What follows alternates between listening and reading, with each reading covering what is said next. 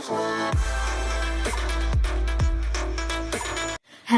Students, hi guys. So आज हम class 9 के चैप्टर 4 एक्सरसाइज 4.3 के क्वेश्चन नंबर 5 to 8 सॉल्व करेंगे। ओके, सो एट फर्स्ट देखो क्वेश्चन नंबर 5 में क्या है। क्वेश्चन नंबर 5 में आपको दिया हुआ है, ये देखो आपके एनसीईआरटी की बुक्स। सो क्वेश्चन नंबर 5 में आपको दो फिगर गिवन दिया हुआ है, 4.6 ये फिगर 4.7। यहाँ पे देखो, यहाँ पे बहुत से इक्वेशंस दिया हुआ है। आपके फिगर 4.6 के लिए 4 इक्वेशन है, 4.7 के लिए 4 इक्वेशन है। सो इसमें से ये जो आपका लाइन है, जो यहाँ पे ग्राफ पेपर में प्लॉट करके दिखाया बुक्स में, सो ये कौन सा इक्वेशन है, कौन सा इक्वेशन का ये लाइन है वो आपको बताना है। सेम यहाँ पे भी 4 ऑप्शन है, तो सही ऑप्शन कौन सा है वो आपको बताना है। ठीक है, सो देखो इस तरह के क्वेश्चन आप सॉल्व कैसे करोगे। आपको पता है क्वेश्चन नंबर 5 है।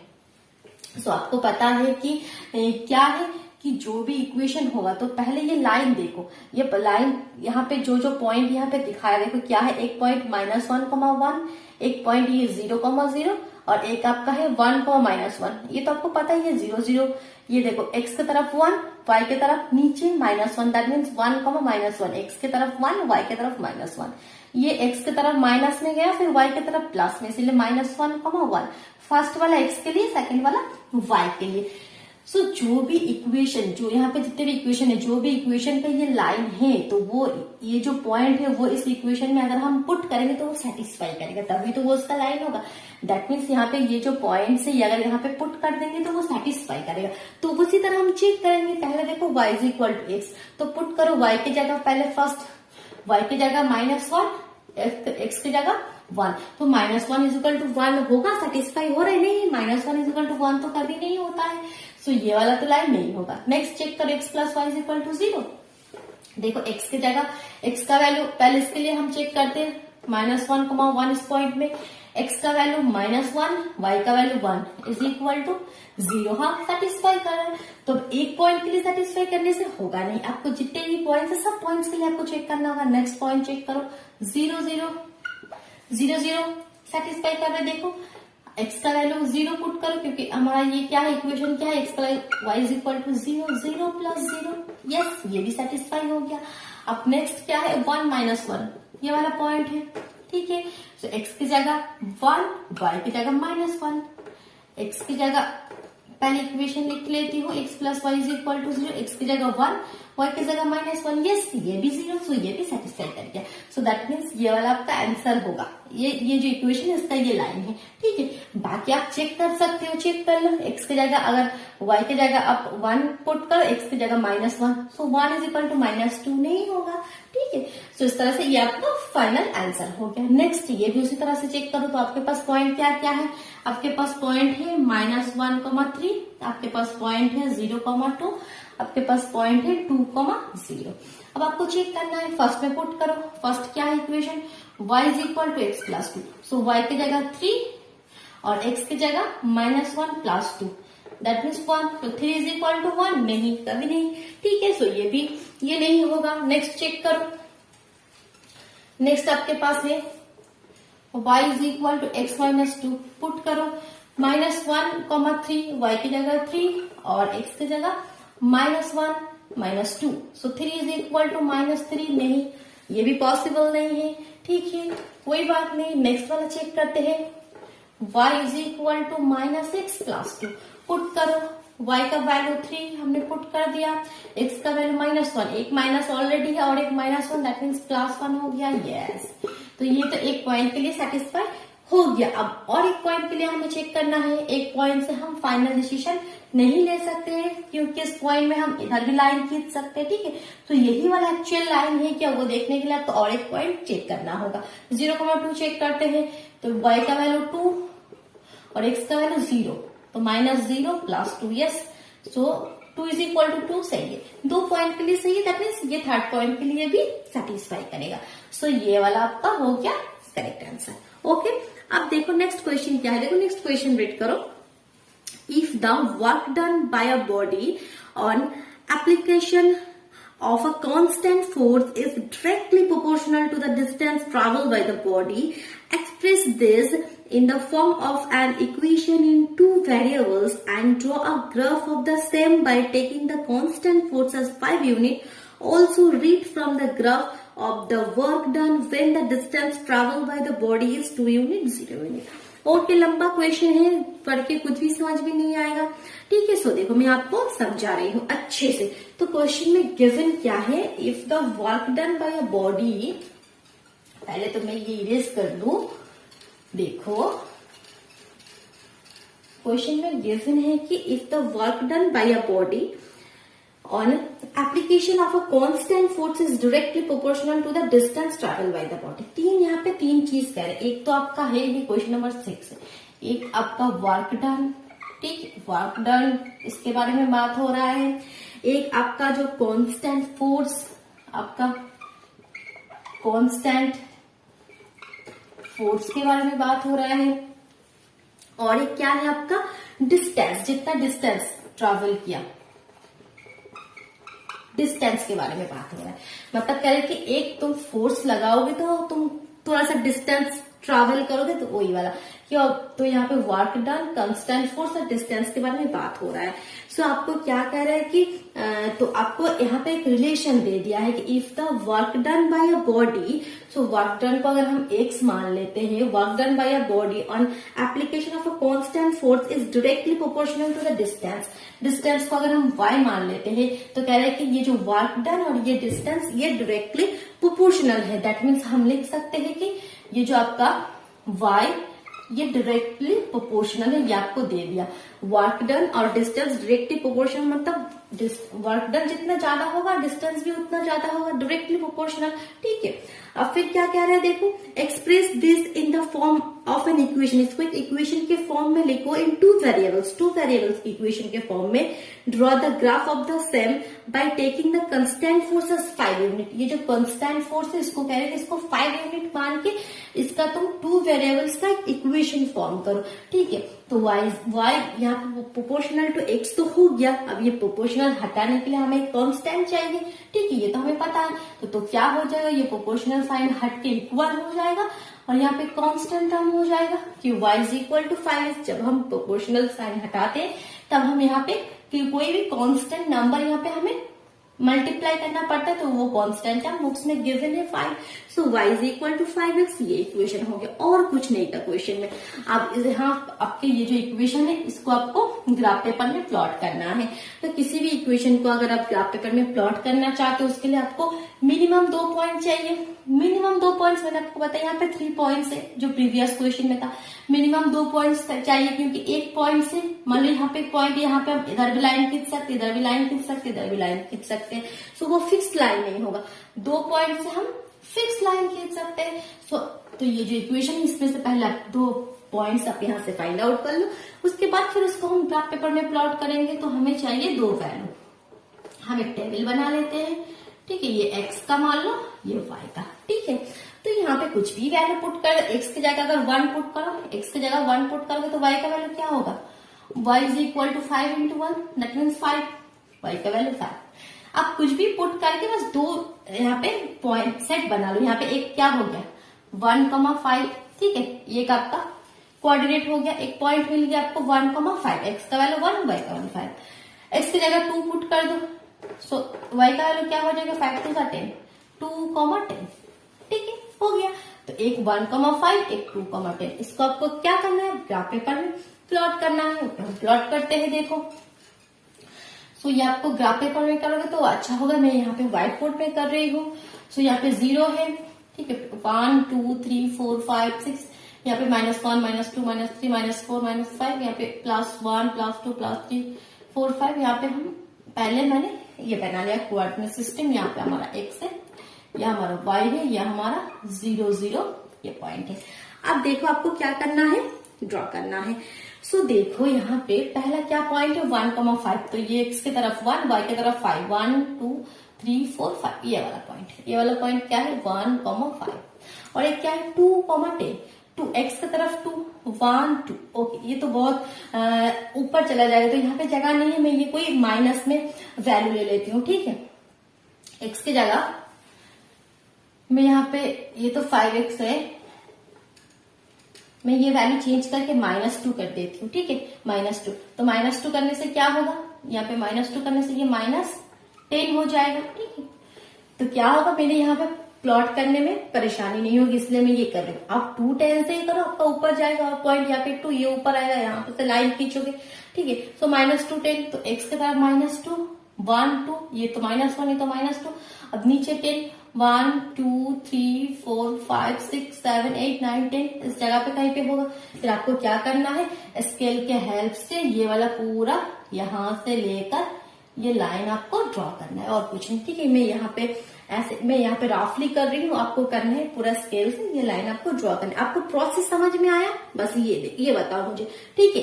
यहाँ पे प्रॉब्लम हो रहा है, स्पेस नहीं है, तो यहाँ पे मैं इस तरह से आपको बता दिया, बस प्रोसेस आपको समझ में आ रहा है कि करना क्या है। इसमें से कोई सा भी 2 पॉइंट फाइंड आउट करो, उसको प्लॉट करो, लाइन खींचो, ठीक है। ज्यादा यहाँ पे बिग नंबर का वैल्यू मत लेना, क्योंकि वो फिर बहुत दूर तक जाएगा ग्राफ पेपर में, ठीक है। तो ये हो गया। अब क्या है देखो, अब उस क्वेश्चन अभी कंप्लीट नहीं हुआ, उसमें और भी कुछ लिखा है कि नेक्स्ट पार्ट जो है उसका, also read from the graph the work done when the distance travel by the body is 2 unit. अच्छा, डिस्टेंस जब 2 यूनिट है और 0 यूनिट है, उसके लिए भी आप एक बार बताओ कि क्या होगा ये ग्राफ। तो डिस्टेंस क्या है, डिस्टेंस को हमने क्या मान लिया था, डिस्टेंस को हमने x मान लिया था।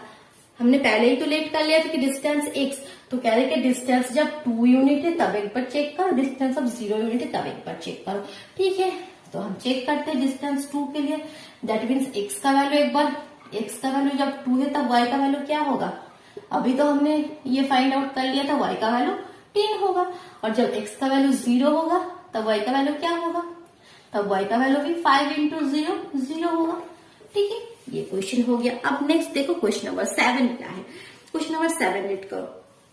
Yamini and Fatima, 2 students of class IX, that means class 9 of a school, together contributed ₹100 towards the Prime Minister Relief Fund to help the earthquake victims. Okay, भूकंप में victims के लिए वो जो प्राइम मिनिस्टर रिलीफ फंड में ₹100 submit कर दिया, कौन, यामिनी और फतिमा ने, ठीक है, डोनेट करा। Write a linear equation which satisfy the data. आपको लीनियर इक्वेशन बनाना है जो ये जो डाटा है इसको सेटिस्फाई करेगा।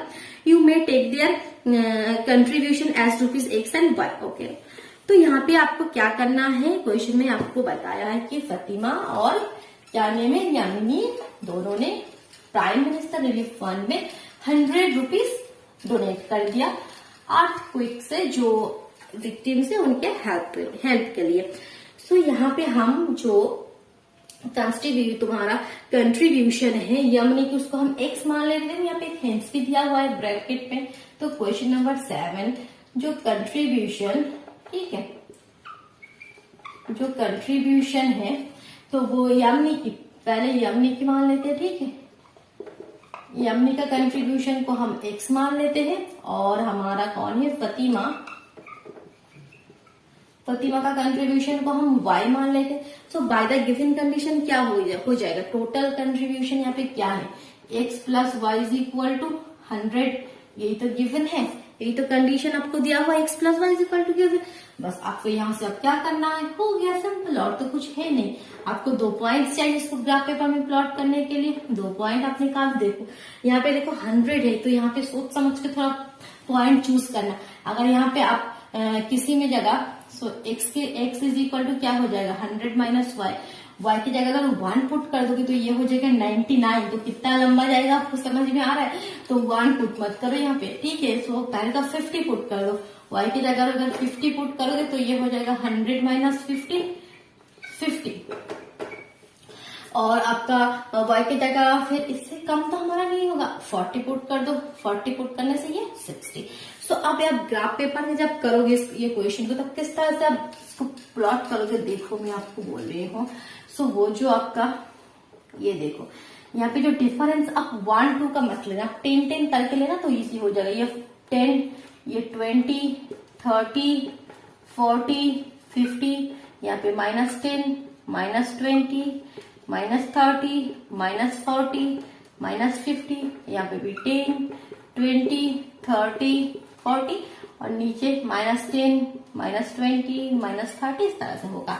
देखो फर्स्ट पॉइंट हमारे पास क्या है 50, सेकेंड पॉइंट है 60, 40। तो फर्स्ट पॉइंट 50, यहाँ पे x का वैल्यू 50, ये ऊपर जाएगा, y का वैल्यू 40 यहाँ पे होगा, y का वैल्यू 10, 20, 30, 40, 50 इस जगह पे होगा आपका 50, 50। ये पॉइंट होगा आपका 50, 50 और एक क्या पॉइंट है 60, 40। एक की तरफ 60 जाना है, 1, 10, 20, 30, 40, 50, 60, 60, 40 मतलब यहाँ पे हो गया आपका 60, 40। तो आपका ये वाला हो गया लाइन इक्वेशन, ठीक है, ये इक्वेशन हो गया। इस इक्वेशन को नीचे आप अगर आप लिख दोगे x plus y is equal to 100 तो और भी अच्छा होगा। तो यहाँ पे क्लियर हो गया कि ये इस इक्वेशन का लाइन है, ठीक है, कंसेप्ट क्लियर हुआ। कोई भी डाउट हो, कोई भी कंफ्यूजन हो, कमेंट बॉक्स में जरूर बताना।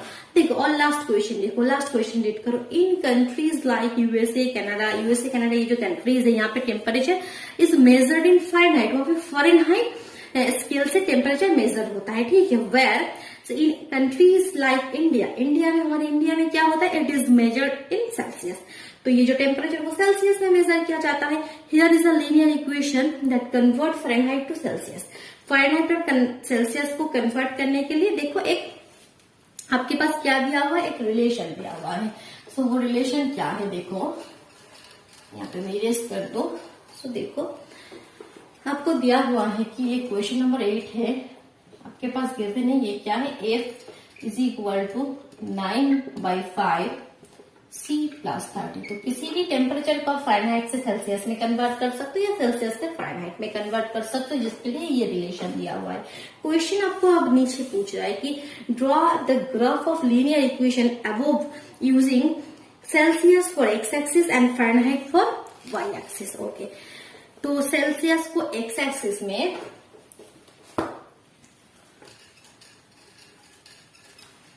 देखो,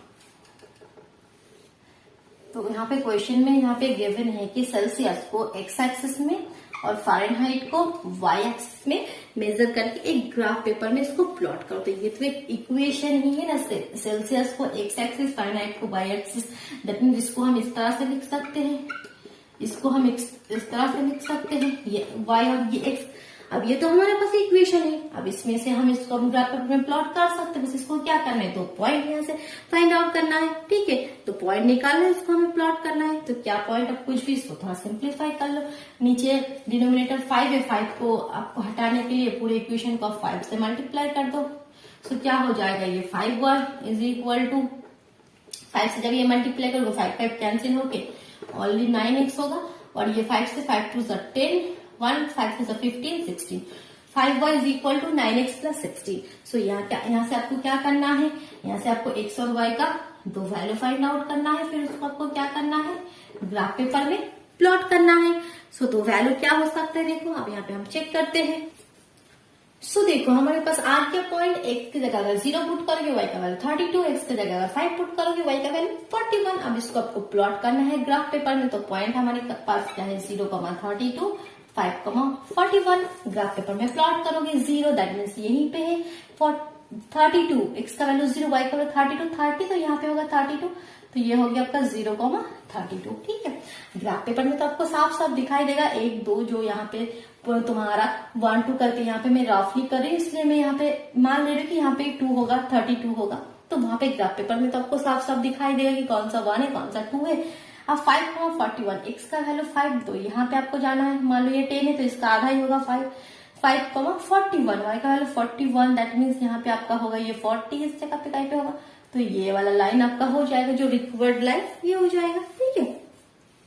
ओके, अब इसी क्वेश्चन में देखो नेक्स्ट पार्ट, इसके 5th पार्ट है। तो ये आपका फर्स्ट पार्ट हुआ। अब नेक्स्ट पार्ट क्या कह रहे हैं, if the temperature is 30 degree centigrade, what's the temperature of Fahrenheit. Okay, Celsius का वैल्यू अगर 30 है तो फारेनहाइट का वैल्यू हमें पता, क्वेश्चन ये है और कुछ नहीं है।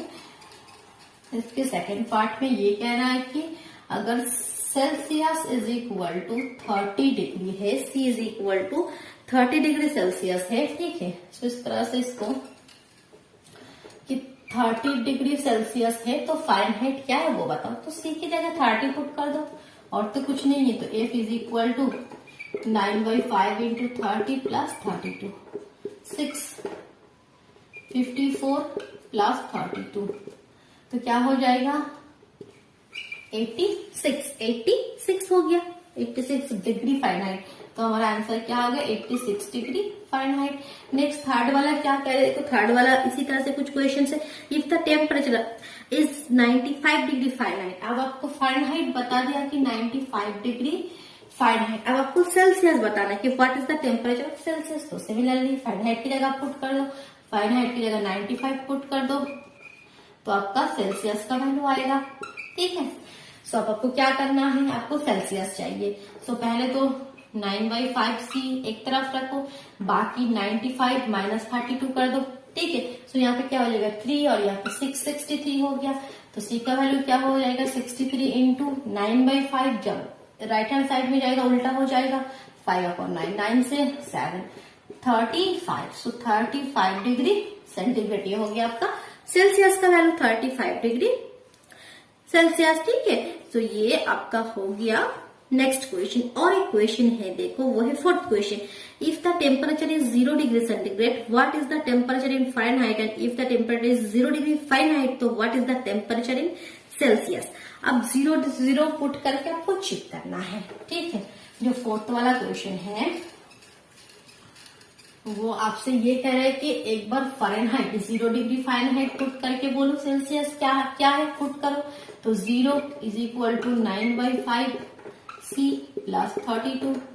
सो तुम्हारा 9/5c is equal to minus 32, this implies c is equal to minus 32 into 5/9, 5/9। ठीक है, सो इसको अगर तुम ये कर दोगे, तुम्हारा 9 से तो जाएगा नहीं, मल्टीप्लाई कर दो सिंपली। Minus 5 to 10, 1 3 5 15 16, 160/9 minus 160/9। तो इसको अगर डिवाइड कर दोगे तो क्या होगा आपका माइनस 17.8, माइनस 17.8। तो 0 डिग्री फ़ारेनहाइट पे हमारा तुम्हारा सेल्सियस का वैल्यू क्या हो गया -7 इंटू 8 डिग्री सेल्सियस। अब 0 डिग्री सेल्सियस पे आप चेक करो। ठीक है, c की जगह 0 पुट करो, 0 डिग्री सेंटीग्रेड पे आप चेक करो तो f क्या होगा, f होगा 9/5 इंटू 0 प्लस 32। तो ये पोर्शन तो 0 हो गया, तो f का वैल्यू हो गया ओनली 32। f का वैल्यू हो गया 32, that means 32 degree Fahrenheit. Okay, और एक लास्ट पार्ट है देखो, if there a temperature which is numerically the same in the both Fahrenheit and Celsius, if yes find it. Okay, ऐसा क्या कोई वैल्यू होगा कि जिसके लिए सेल्सियस और फ़ारेनहाइट दोनों वैल्यू सेम है, मतलब सेल्सियस की जगह अगर 32 पुट करोगे, मान लो फ़ारेनहाइट का वैल्यू भी कैलकुलेशन करके 32 ही आएगा। क्वेश्चन में ये कहना चाहिए कि ऐसा कोई वैल्यू है जो सेल्सियस में जो पुट करोगे फ़ारेनहाइट में भी कैलकुलेशन करके वही आएगा। तो वो चेक करके हमें बताओ, अगर पॉसिबल है तो बताओ। ठीक है, सो उसके लिए हम मान सकते हैं कि हम x मान के करेंगे कि सेल्सियस फ़ारेनहाइट दोनों को ही हम x मान लेते हैं, इक्वेशन में पुट कर देते हैं। तो x is equal to 9/5x। देखते हैं कि ऐसे कोई सेम होने से ऐसा कोई x का वैल्यूज निकालता है या नहीं। तो देखो इसको कैलकुलेशन करो, क्या हो जाएगा आपका x। अब 5 से पूरी इक्वेशन को मल्टीप्लाई कर देते हैं, ये डिनोमिनेटर में 5 है, इसको हटाने के लिए। तो ये 5x हो गया, ये 5 से जब मल्टीप्लाई करोगे 5 कैंसिल होकर ओनली 9x होगा, और ये 5 से मल्टीप्लाई 5 टू 10, 1 3 5 15 16 होगा। सो दैट मीन्स क्या हो गया फिर 9x minus 5x is equal to minus 160। So 4x is equal to minus 160। So x is equal to minus 160/4। 4 से चला जाएगा, यस। So that means -40। तो आपका आंसर क्या हो गया -40। ऐसा एक हमारे पास नंबर आ गया जिसके लिए फ़ारेनहाइट और आपका सेल्सियस दोनों ही सेम होगा, कि -40 degree Fahrenheit is equal to -40 degree centigrade, और -40 degree centigrade is equal to -40 degree Fahrenheit. Okay students, okay. So next video में हम एक्सरसाइज 4.4 डिस्कस करेंगे। सो अगर ये वीडियो अच्छा लगे तो अपने फ्रेंड के साथ शेयर कर दो, लाइक कर दो, और चैनल पे नए हो तो चैनल को सब्सक्राइब कर लो। Thank you.